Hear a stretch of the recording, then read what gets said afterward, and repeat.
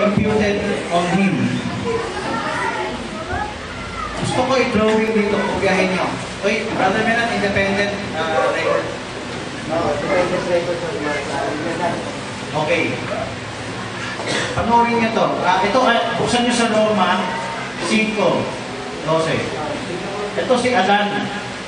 Nagkaroon ng anak si Adan. No? Imagine nyo, descendants, alam yan. Okay? Ngayon, si Adan, yan ang nasa Romans chapter 5 verse 12.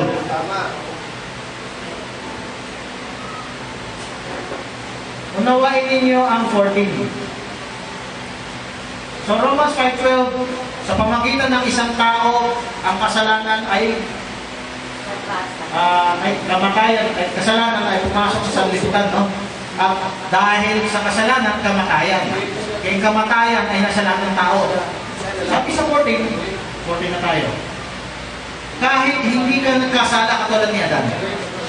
Parang salungan to sa talata ng lahat nila ni Brother yung Ezekiel. Hindi lang isang talata yun, di ba? Maraming talata yun.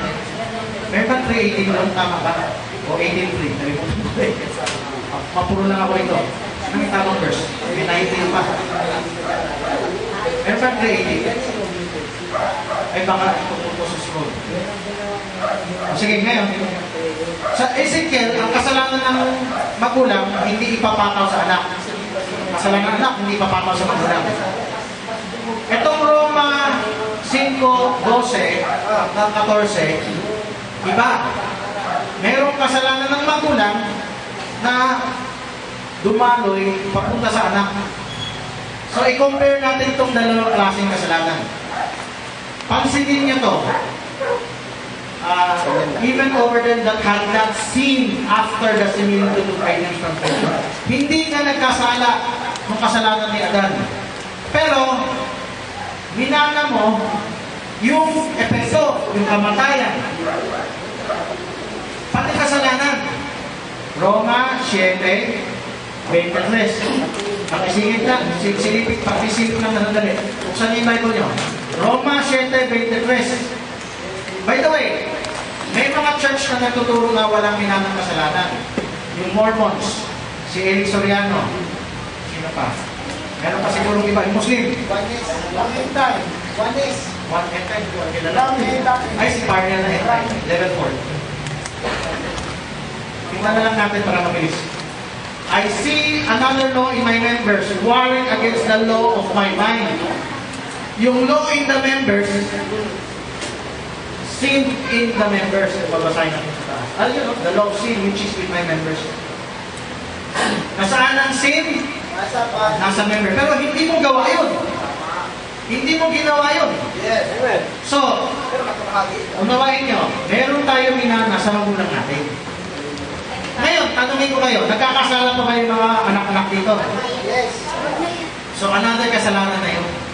Yung another kasalanan na yan, yan na yung sarili mong kasalanan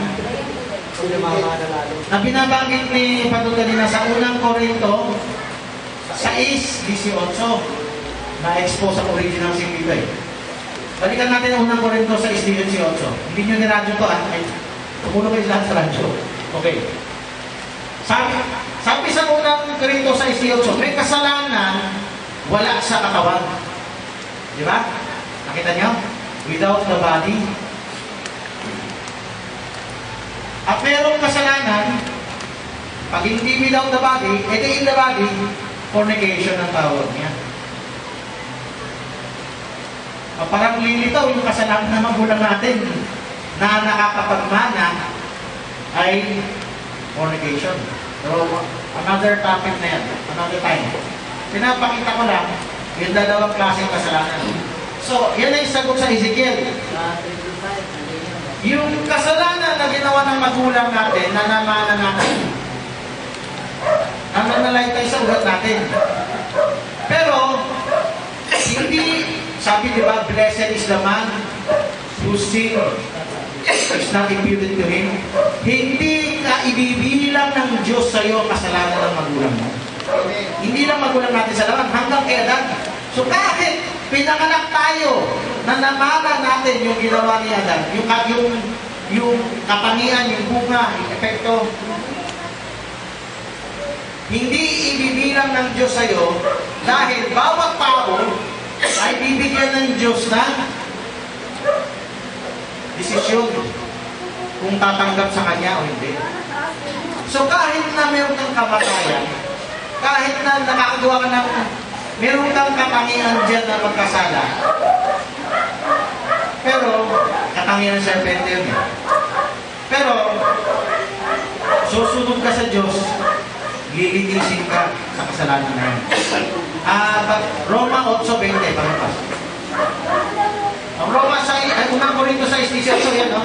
Without the body, he that committed fornication may sin against his own body. Yung fornication, yan kaya nagkaroon tayo ng mana dahil sa pagpaparami. Romans 8:20.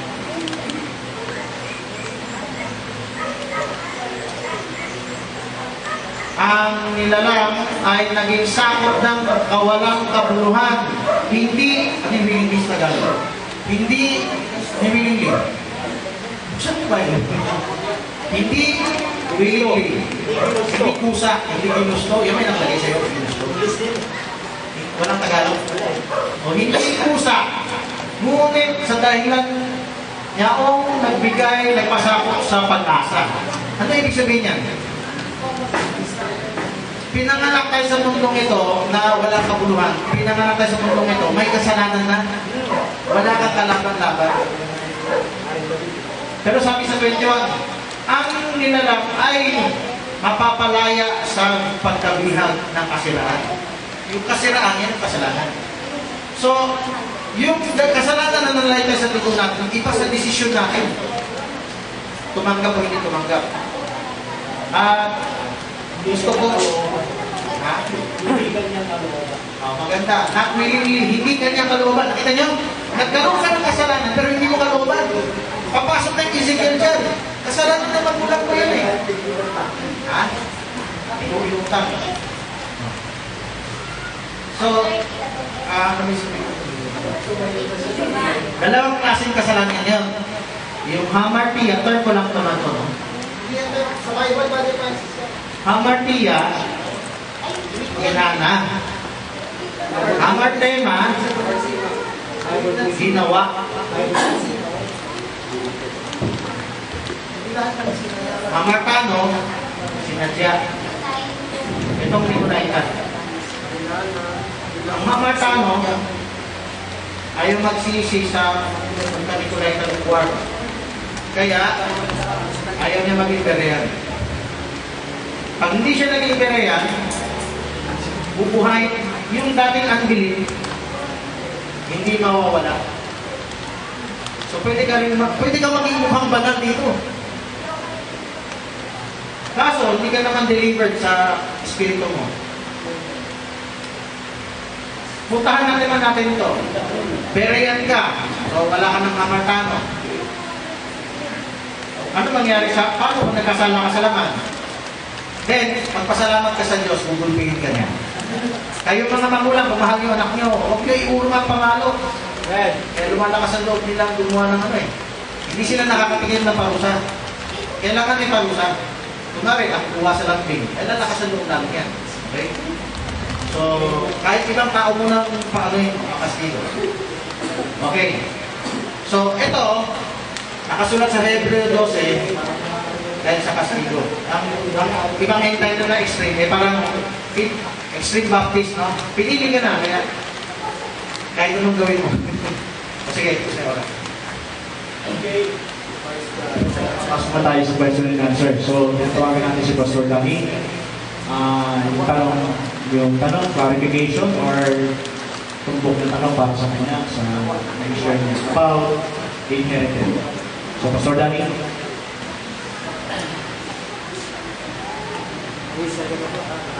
Kapatid, ito tapos po rin niya magtanong sa akin, kayo naman tatanong. Amen. Paganin yun? Amen. Ayan. Kaya, para makita natin kung gaano kung nakatingin pa sa Biblia, makalabas na. Yung ating sinasabi. Kaya magtatanong ako mamaya. Ngayon, magbibigay po ng open forum ang inyong matalikod yung ito. Sige po, yung ibig magtanong. Nakita po yung gusto tanong. Tanong po misis ka. Tatanungan kita.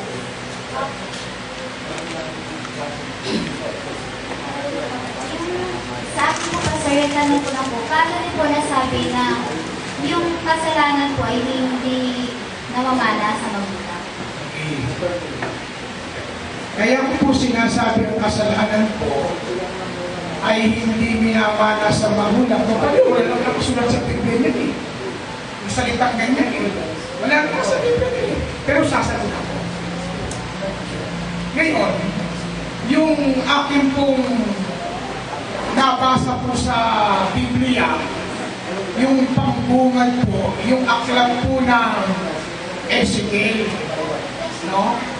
Yung 18 verse 20, ang kaluluwa na nagkakasala mamamatay.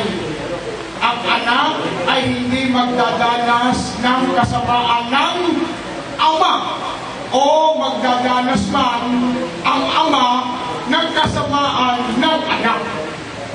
Sa makatuwid, hindi minamana po ng magulang ang kasalanan sa anak. Iba ang kasalanan ng magulang doon sa anak.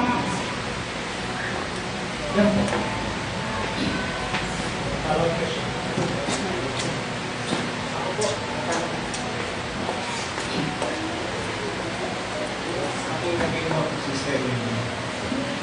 Romans 7:17.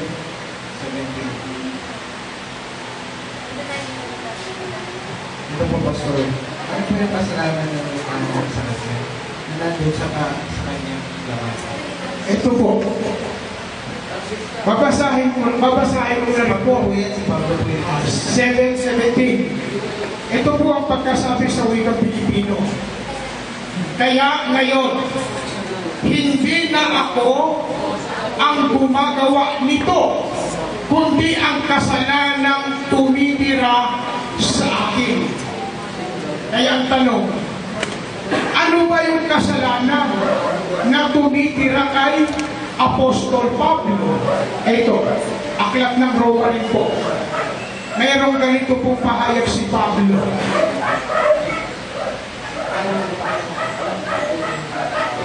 Sa aklat po ng Roma, na ang pagkasabi po rito, okay,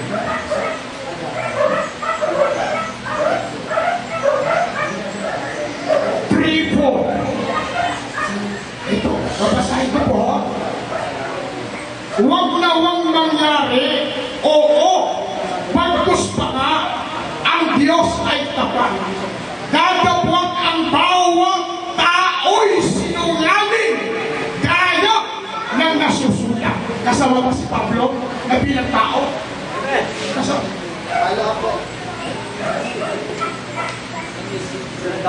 Ano po yung ibig sabihin, natural na sinungaling na yung tao? Okay, ito po. Saan na galing yung Pastor? Yung pagiging sinungaling. Ang pagkasinungaling po, babasa po ako. Ganito po ang nasusulat.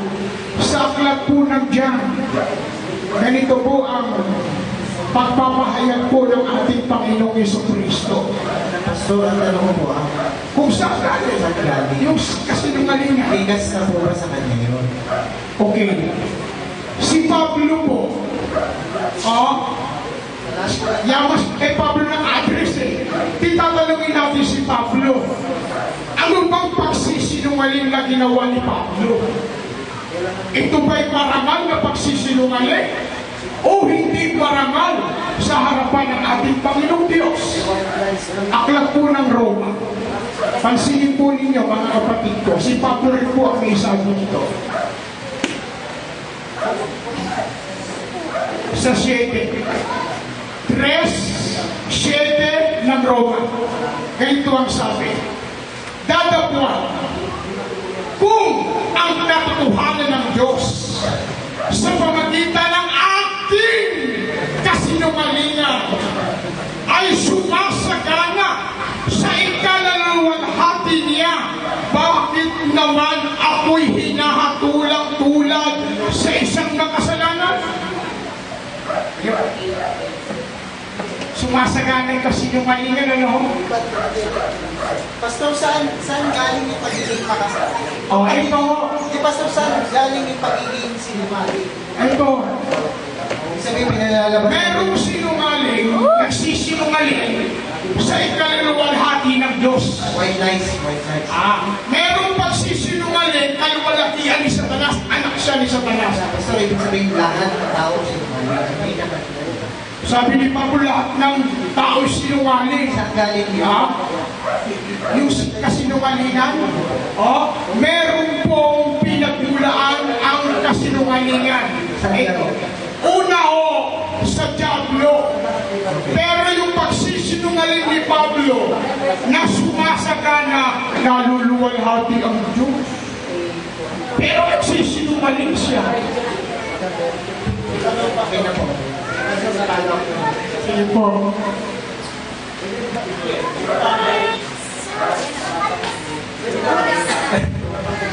Clarification, kung gawin tayo tayo sa bagay dito, nilagay sa pwede natin. Pero, sabi naman siya dyan. Si Sir, pagkabukas nga yung Hebrews, chapter 9, maganda ako sa chapter 9, verse 16.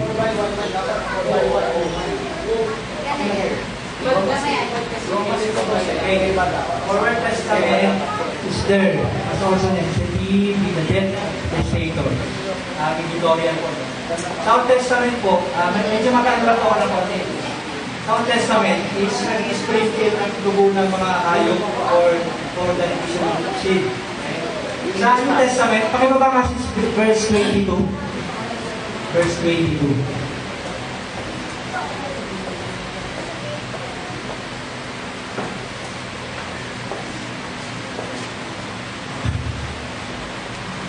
Verse 22.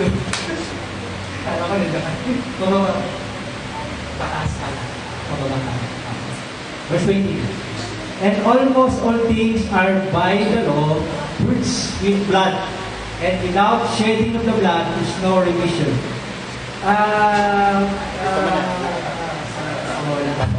Okay, sa New Testament, dumating ang ating Panginoon para sa dugo niya, para sa pagdugo sa ating mga kasalanan. Amen? We are part, walang exemption, lahat ng tao, pinubos. Amen? Natapos sa pabuo yung pagtutubos ng shedding of the blood sa panahon natin. Sa minana natin kasalanan. Ito po, para sa ika-alinaw ito, no? Kasi marami pong ang pagkaunawa rito, literal na dugo. Ito, magpasahin ko. Na ang pagkasabi rito, sa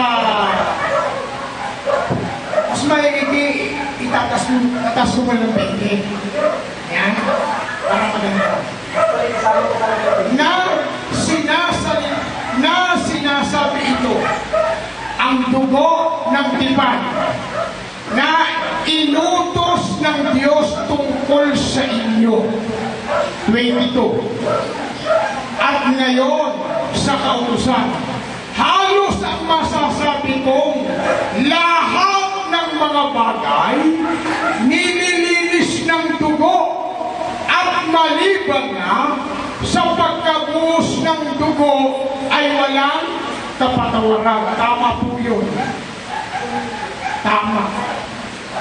Ang tanong, anong dugo? Dugo ni Maria? Dugo ng Diyos? Ito po ay hindi po literal ito. Dahil binanggit po rito, yung dugo sa English, ito po ang tinatawag na New Testament. New Testament, bagong tipan. Ang bagong tipan na siyang kautusan ni Kristo, doon natutubos ang lahat na nagpapasakop sa kautusan ni Kristo. Kaya yung iglesia ng Diyos, tinubos din ng dugo. New Testament po yan. Maraming mga tinubos. Okay.